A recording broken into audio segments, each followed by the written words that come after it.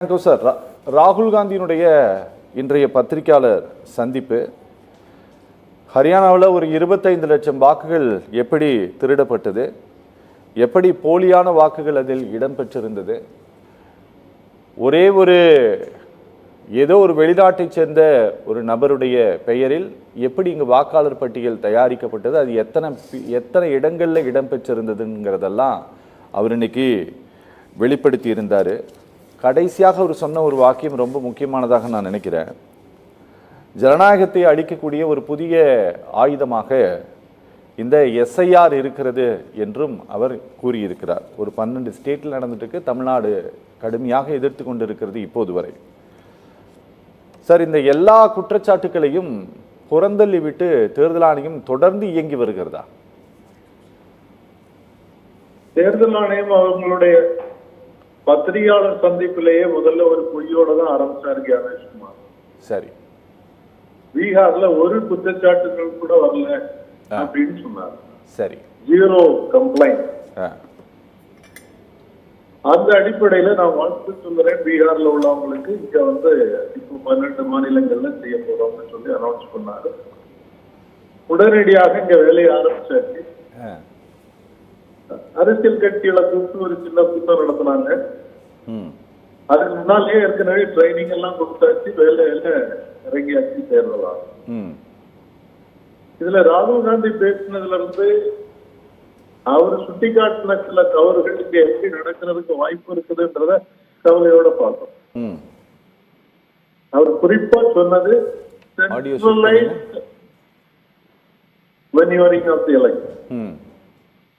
வாக்காளர்களை ஆட் பண்றதும் சரி, நீக்கிறதும் சரி, இது சென்ட்ரலைஸ்ட்ல ஆன்லைன்ல பண்ணப்பட்டிருக்கிறது. அப்படி இருக்கும்போது தமிழ்நாட்டில் இருக்கக்கூடிய அரசியல் கட்சிகள் திமுக, அதிமுக எல்லாம் எங்களுக்கு எல்லா பூத்லயும் ஏஜென்ட் இருக்காங்கன்னு சொல்லிட்டு இருக்காங்க. ஆனா அந்த விஎல்ஏக்கு தெரியாமலேயே இந்த வேலை நடக்கும். ஏன்னா ஏற்கனவே ஞானேஷ்குமார் அதுல இன்னொன்னு சொன்னாரு, இந்த புலம்பெயர் தொழிலாளர்கள் எல்லாம் ஆன்லைன்லயே அப்ளை பண்ணிக்கலாம். சரி, ஆன்லைன்ல பண்ணும்போது அதை மானிட்டர் பண்றதுக்கு எந்த சிஸ்டமும் இல்லை. இப்ப தமிழ்நாட்டுல 2 நாளா பாத்தீங்கன்னு சொன்னா சில அவசர கோலத்துல செய்ததுனால உள்ள சில கோளாறுகளை சொல்றேன். ஒண்ணு, இந்த ஃபார்ம்ல பின்பக்கத்துல விதிமுறைகள் சொல்லப்பட்டிருக்கிறது. அந்த விதிமுறையில 13வது அடையாளமாக என்ன கொடுக்கலாம்னு சொல்லி பாத்தீங்கன்னு சொன்னா 1/7/2025 பீகாரில் பயன்படுத்திய பட்டியல் அப்படின்னு போட்டிருக்கு. சரி, பீகார்ல பயன்படுத்துற பட்டியல் தமிழ்நாட்டுக்கு எப்படி பிறந்தோம்? இது அவசரத்துல அப்படியே காப்பி அடிச்சது. 2வது, விதிமுறைகள் சொல்லியிருக்கிறது. தேர்தல் அதிகாரி அர்ச்சனா பட்நாயக் அவர்கள் பேசும்போது கூட சொன்னது என்னன்னு சொன்னா 2 காப்பி கொடுப்பாங்க, ஒரு காப்பி நீங்க கையெழுத்து போட்டு வாங்கிக்கலாம். ஆனா இன்னைக்கும் நேற்றைக்கும் நான் பல இடங்கள்ல விசாரிச்சதுல எங்கேயுமே 2 காப்பி கொடுக்கல, ஒரு ஃபார்ம் தான் கொடுக்குறாங்க. அப்ப நீங்க கொடுக்கறதுல அந்த ஃபார்ம் நீங்க ஃபில்அப் பண்ணி கொடுக்கக்கூடிய காப்பிக்கு நீங்களா போட்டோ காப்பி எடுத்துக்கிட்டா தான் தெரியும் நாளை ப்ரூவ் பண்றது. தமிழ்நாட்டை பொறுத்தவரை நம்ம பெரிய ஆபத்தாக பார்க்கறது இன்னைக்கு புலம்பெயர்ந்த தொழிலாளர்கள் நிறைய பேர் இருக்கிறவங்கள, அதாவது 3 விதமானவங்களும் இருக்காங்க. ஒண்ணு, நிரந்தரமா இங்க வேலை செய்யறவங்க, இங்கேயே வீடுகள் கூட கட்டியிருப்பாங்க. நிரந்தரமா இருக்கிறவங்க இங்கேயே இருக்கிறதுல ஓட்டு போடுறதுல தப்பு இல்லை. நான் அப்பப்போ கான்ட்ராக்டர் கூட்டிட்டு 3 மாசம் 4 மாசம் வேலை செய்துட்டு திருப்பி போறவங்களுக்கு எல்லாம் இங்க ஓட்டு கொடுக்கறதாக இருந்தால் அந்த வாக்காளர் எண்ணிக்கை அதிகமாக காட்டப்படும்.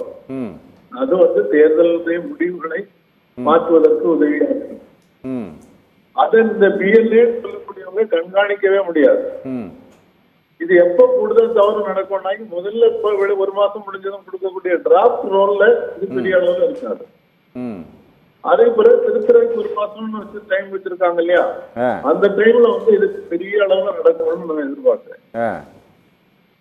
அது பெரிய அளவுல நடக்கும்போது ஃபைனல் லிஸ்ட் பப்ளிஷ் பண்ண பிறகு நீங்க இண்டிவிஜுவலா போய் வேணா சீஃப் எலக்டரல் ஆபீசருக்கோ டிஸ்ட்ரிக்ட் எலக்டரல் ஆபீசருக்கோ கம்ப்ளைண்ட் பண்ணலாமே தவிர உங்களுக்கு ஒரு அப்பீல் மெக்கானிசம்ன்றது அதுல இல்லாம போயிடும். சரி சரி புரியுது. அப்போ இது என்ன வரும்னு சொன்னா, என்னோட தேர்தல் இந்த பிஎல்ஏ பயன்படுத்துறத பொறுத்தவரையில நான் ஒரு சின்ன கணக்கு போட்டு பார்த்தேன். இந்த விரிவுபடுத்துறதுனால 75,000 பூத் வரும். ஒரு பூத்துல ஒருத்தருக்கு வேலை செய்யணும்னாக்கி குறைஞ்சது 1000 ரூபாய் கொடுத்தாதான் அந்த பிஎல்ஏ ஒர்க் பண்ணுவோம். அப்போ 60 நாள் 2 மாசமாவது ஒர்க் பண்ண வேண்டியது இருக்கு. அப்படி பார்க்கும்போது ஒரு அரசியல் கட்சி தமிழ்நாட்டுல 450 கோடி ரூபாய் பிஎல்ஏக்கு மட்டுமே சம்பளமா கொடுக்க வேண்டியது இருக்கு. அப்ப சிறு அரசியல் கட்சிகளுக்கு இது சாத்தியமாகாமல் போகும். ஓகே. இந்த எஸ்ஐஆர் போன தடவை நடத்தும் போது 2 பேஸா நடத்திருக்காங்க. 2002, 2005 சொல்லி தமிழ்நாட்டுல முதல்ல 197 தொகுதி, அப்புறம் ஒரு 37 தொகுதின்னு தான் நடத்திருக்காங்க.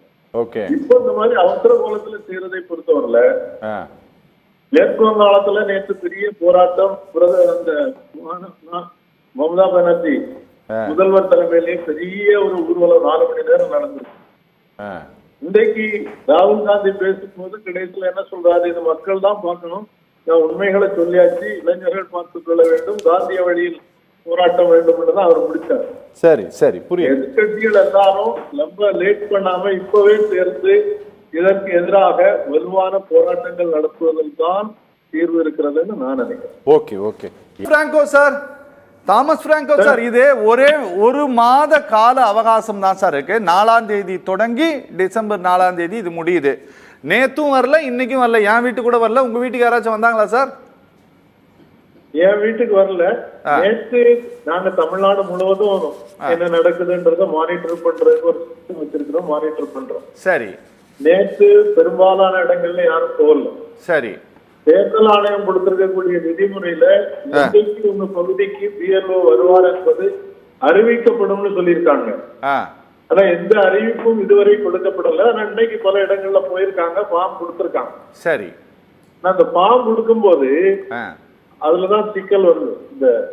இந்த பாரதிய ஜனதா கட்சி சார்பாக பேசக்கூடியவர் பிரதமர் எப்படி பொய் சொல்றாரோ அதே மாதிரி அவரும் திருப்பி திருப்பி பொய்ய சொல்லிட்டு இதுதான் கரெக்ட்னு சொல்றாரு.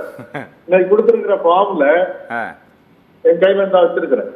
இதுல ஏற்கனவே கொடுத்த போட்டோ இருக்கு, என்னுடைய இதுல இன்னொருத்தருடைய அவங்களுடைய முகவரி இருக்குது, அவங்களுடைய எம்பி கார்டு நம்பர் இருக்கு.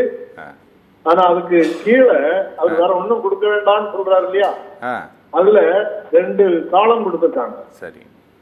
முந்தைய சிறப்பு தீவிர திருத்தத்தில் உள்ள வாக்காளர் பட்டியலில் வாக்காளரின் விவரங்கள், 2வது முந்தைய பட்டியலில் உங்களுடைய குடும்பத்தில் உள்ள உங்களுடைய விவரங்கள். இதெல்லாம் ஒரு பெரிய அளவு படிக்க தெரியாதவர்கள் எங்க போய் தேடுவாங்க. இப்ப அதிமுக பிஎல்ஏயோ உதவி செய்யக்கூடாதுன்னு சொல்றாங்க. நீங்க கொடுக்கக்கூடிய பட்டியல் நான் எலெக்ஷன் கமிஷன் சைட்ல டெய்லி வெரிஃபை பண்ணி பார்த்துட்டு இருக்கிறேன். இன்னைக்கும் நீங்க சர்ச் பண்ணி எடுக்க முடியாது. முன்னால சர்ச் பண்ணி எடுக்கக்கூடிய ப்ரொவிஷன் இருந்தது, இன்னைக்கு சர்ச் பண்ற ப்ரொவிஷனே இல்ல. நீங்க அந்த லிஸ்ட வச்சுட்டு பிரிண்ட் அவுட் எடுத்து பிஎஸ்ஐஸ் அவங்க பிரிண்ட் அவுட் எடுத்து வச்சிருப்பாங்க, அது அந்த பகுதிக்கு. ஆனா உங்க அப்பா அம்மா இன்னொரு பகுதியில கொடுத்தாங்கன்னு வச்சுக்கிடுங்க, அதை நீங்க சர்ச் பண்ணி கண்டுபிடிக்கிறதே பெரிய கஷ்டமா இருக்கு.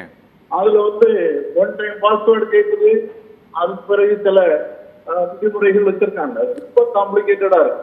இது ஒரு பெரிய பிரச்சனை சார். எனக்கு ஒரு சந்தேகம் சார், மிகக்குறைவு சார், எனக்கு ஒரே ஒரு சந்தேகம் நான் கேட்டுக்கிறேன் சார். இந்த எஸ்ஐஆர் நடத்திய பிறகு ஒவ்வொரு முறையும் ஒரு பட்டியலை வெளியிட்ட பிறகு திரும்பவும் என்ன பண்ணுவாங்கன்னா பெயர் சேர்த்தல் நீக்கம் திருத்தம் அப்படின்னு சொல்லிட்டு திரும்பவும் ஒரு வாய்ப்பை கொடுப்பாங்க. அதுக்கப்புறம் இறுதி வரைவு வாக்காளர் பட்டியல் வெளியிடுவாங்க சார். அதுபோல இந்த எஸ்ஐஆர் வந்த பிறகு திரும்பவும் ஒரு ஆப்பர்ச்சுனிட்டி ஏதாவது கொடுப்பாங்களா? இதுல டிசம்பர் 4ஆம் தேதிக்கு பிறகு 7ஆம் தேதி பட்டியல் கொடுக்கிறது, அதுக்கு பிறகு 1 மாசம் டைம் கொடுத்திருக்காங்க. சரி. ஆனா நான் எதிர்பார்க்கிறது, இது பீகார்ல நடந்த அனுபவத்தின் அடிப்படையில நான் சொல்றது என்னன்னா, அந்த காலகட்டத்தில் தான் நிறைய நீக்கங்களும் சேர்த்தலும் இருக்கும். தேர்தல் ஆணையம் அங்க கம்ப்ளைண்டே கொடுக்கல அரசியல் கட்சிகள் ஒருத்தர் சொன்னார் இல்லையா, அப்படின்னா அந்த 65 லட்சத்துல இருந்து அதே முறை திருப்பி எப்படி குறைஞ்சது? சரி. அவங்க கொடுத்த கம்ப்ளைண்ட் அடிப்படையில தான் கொஞ்சம் குறைஞ்சது. ஆனா முழுமையாக அதை ஏத்துக்கிடல. ஓகே அங்கதான் மோசடி நடக்குது. Okay sir. அதே மாதிரி இப்போ திடீர்னு அவர் சொல்றாரு வெளிநாட்டுல இருந்து உள்ளவங்கள பங்களாதேஷ்ல இருந்து வந்துட்டாங்க. பீகார்ல என்ன நடந்ததுன்றத பத்திரிகையாளர்கள் ஞானேஷ்குமார்ட்ட கேட்கும் போது அந்த கேள்விக்கு 3 பேர் கேள்வி கேட்டாங்க சார். பத்திரிகையாளர்கள் பதிலே சொல்ல போனார். பதில் சொல்லல. ஹோம் மினிஸ்டர் பேசினார் சார் அதுக்காக. அவங்களால இப்படி இன்றைக்கு நடத்தக்கூடிய முறை இந்த கால அவகாசம் ரொம்ப குறைவாக கொடுத்து நடத்துறது, அவசர காலத்துல நடத்துறது நிறைய பேர் விடுபட்டு போவதற்கும் காரணமாக இருக்கும்.